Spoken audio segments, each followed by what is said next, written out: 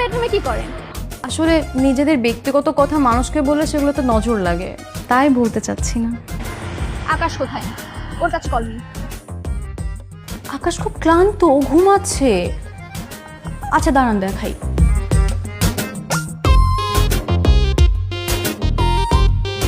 দেখেছেন? আর শুনেন, আপনার কাজ নাই থাকতে পারে, কিন্তু বাকিদের কাজ ঠিকই আছে, তাই রাত বিরাতে ফোন দিয়ে ডিস্টার্ব করবেন না। শালা একটা চরিত্রহীন, রাতে আরেক মেয়ে নিয়ে ঘুমাচ্ছে আর আমাকে নাকি বিয়ে করবে। পাটপার কোথাকার। Tata, bye bye.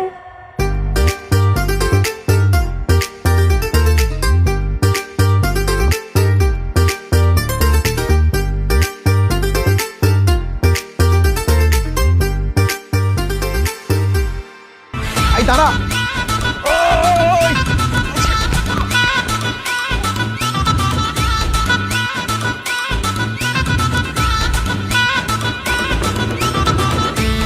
কোথায় পালাচ্ছ বলো? আমার জীবনের 12টা বাজে, এখন কোথায় পালাচ্ছ? আমি কিছু করিনি সত্যি। কিচ্ছু করো না তাই না? একটা অবিবাহিত মেয়ে হয়ে আমার রুমের মধ্যে কি করতেছিলে রাতে বেলায়? কে বলছে তোমাকে এসব মিথ্যা কথা? আমি তোমার রুমে যাই নাই। একদম মিথ্যা বলবা না, তোমার আমার ভালো মতো চেনা হয়ে গেছে। ওঠো, চলো বাসায় চলো। না, কেন? বাসায় যাওয়ার পর যদি তুমি আমাকে পরে মারো। এই এখন মায়ের ভয় লাগতেছে? রাতের বেলায় আমার ফোন দিয়ে আমার হুবু বউকে যখন উল্টাপাল্টা কথা বলছো তখন মায়ের ভয় ছিল না? চলো বাসায় চলো, আমার মা বাবা তোমার সাথে কথা বলবে, চলো। না না, তাহলে তো আরো যাবো না, যাওয়া যাবে না, আঙ্কেল আন্টি আমাকে মেরেই ফেলবে। ও আচ্ছা, এখন খুব মায়ের ভয়। চল। প্লিজ দেখো, আমি এই চুপ। হাই মেয়ে, তুমি কি বলো তো? একটা মেয়ে হয়ে এরকম লজ্জাজনক কাজ করতে তোমার একটু বাদলো না? আর তোমাকে তো আমি আমার আরেকটা মেয়ে ভাবতাম। Sorry aunty. সরি? এই সরি কিসের? হ্যাঁ, তোমার জন্যে, এই তোমার জন্য আমাদের ফ্যামিলির মান সম্মান সব নষ্ট হয়ে গেছে। পাত্রীপক্ষের কাছে আমরা খারাপ হয়েছি। আচ্ছা, তোমার কি এইটুকু কমন সেন্স নেই? মা, এত সুন্দর করে কথা বলে কি হবে? দুইটা কড়া কথা শুনে বাসা থেকে বের করে দাও না। শোনো মা, তুমি যে সমস্যার সৃষ্টি করেছো সেটা অনেক অনুরোধ করে সমাধান করেছি। তাছাড়া বিনা কারণে কেন তুমি সমস্যার সৃষ্টি করতে যাবে? তুমি এই বাড়িতে আসার পর থেকে আমি বারবার তোমাকে সাবধান করেছি, শুনেছো? একটিবারও শোনোনি। তুমি সব সময় সারাক্ষণ তোমার মাথার মধ্যে একটা শয়তানি চিন্তা ভাবনা নিয়ে থাকো। শোনো, তোমাকে আমি আবারও বলছি, যদি এরকম চিন্তা ভাবনা তোমার মাথার মধ্যে থাকে তাহলে প্লিজ তুমি এক্ষুনি আমাদের বাড়ি থেকে বের হয়ে যাও। না না, চলে যাবে কেন? তো কি করবে বাবা? তুমি যদি ওকে সুযোগ দাও বা ঘুরে ফিরে সেই কাজগুলো আবারও করতেছে। শোনো মা, তোমাকে আমার মেয়ে তোমার মতোই মনে করি।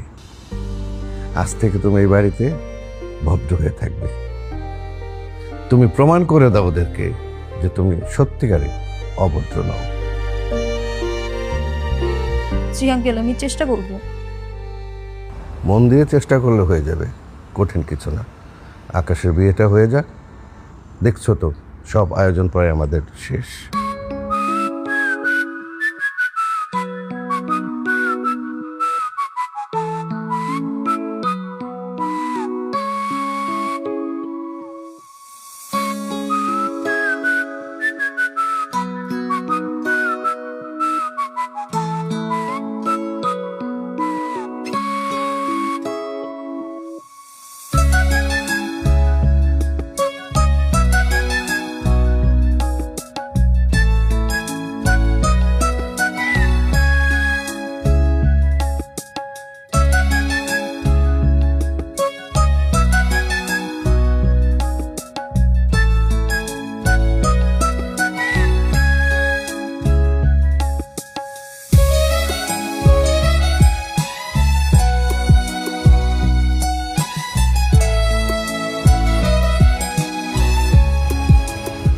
আচ্ছা শোন, ওই যে বিল্ডিংটা না, ওদিকে তাকা, আমি তোর অনেক সুন্দর ছবি তুলে দিব।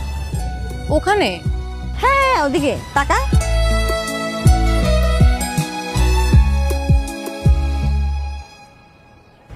হইছে, এমন ভাবে ছবি তুলতেছিস যেন এই ছবিগুলো আমি কোনো কম্পিটিশনে সাবমিট করব।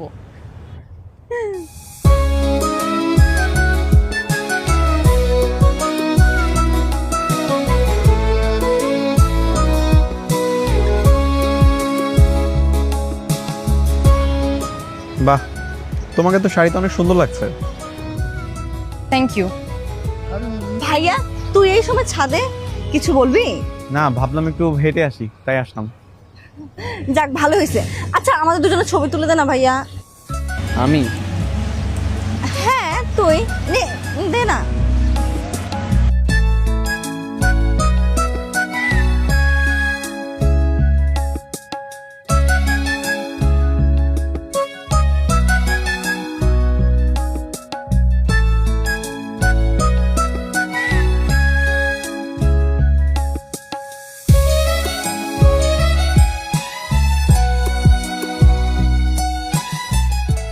অরিন, মন খারাপ করিস না। আমি জানি তুই অনেক কষ্ট পেয়েছিস। আমাদের দিকটা একটু ভেবে দেখ। এখানে যদি বাবার মান সম্মানটা জড়ানো না থাকতো না, তাহলে আমিও বাবাকে বলে দেখতাম। সমস্যা নেই, আমি তো আর পরে কিছু বলিনি। আঙ্কেল আমাকে থেকে যেতে বললো বলেই আমি থেকে গেলাম। আর তুই চিন্তা করিস না, আমি এর পরে আর কখনো কোনো সমস্যার কারণও হব না, আর কোনো সমস্যা তৈরিও করব না। দেখিস তুই একদিন অনেক ভালো একটা ছেলে পাবি। ঠিক আছে, ঘুমা।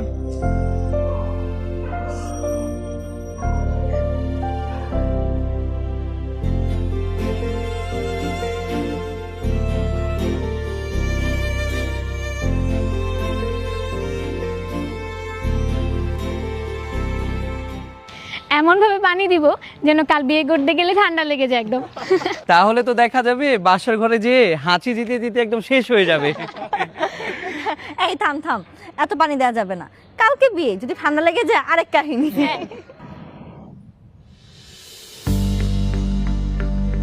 কি ব্যাপার, সবাই শাড়ি পরেছে, তুমি শাড়ি পরো নাই কেন? যখন মন ভালো ছিল তখন শাড়ি পরেছিলাম, যেদিন আবার মন ভালো হবে ওই দিনই শাড়ি পরবো। ও আচ্ছা। ভাইয়া বেচারিকে তো একদম ছ্যাঁকা দিয়ে দিলি, মনে মনে কষ্ট পাচ্ছে মনে হয়।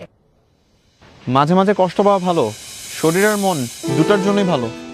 বিবাহিত ছেলেদের সাথে প্রেম করলে কষ্ট তো পেতেই হবে, তাই না? হ্যাঁ তাই। আমার তো অবিবাহিত ছেলেদের তো চোখেই পড়ে না। এদিকে শুরু করছ নাকি? পানি ঢাল।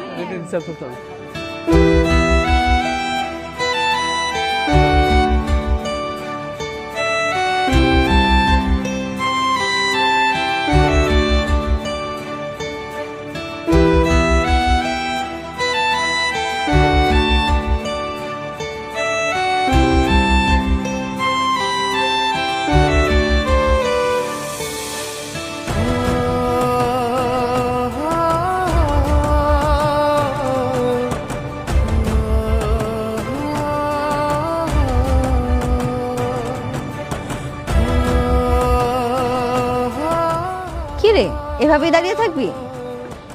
কেন? তোর ভাইয়ের যদি কোনো সমস্যা থেকে থাকে তাহলে বলে দে আমাকে, নিজে চলে যাই। আরে রেগে যাচ্ছিস কেন? এমনিতেই বললাম। যা গোসল করা, আমি এখান থেকে দাঁড়িয়ে দাঁড়িয়ে দেখবো। ঠিক আছে, দাঁড়িয়ে থাক।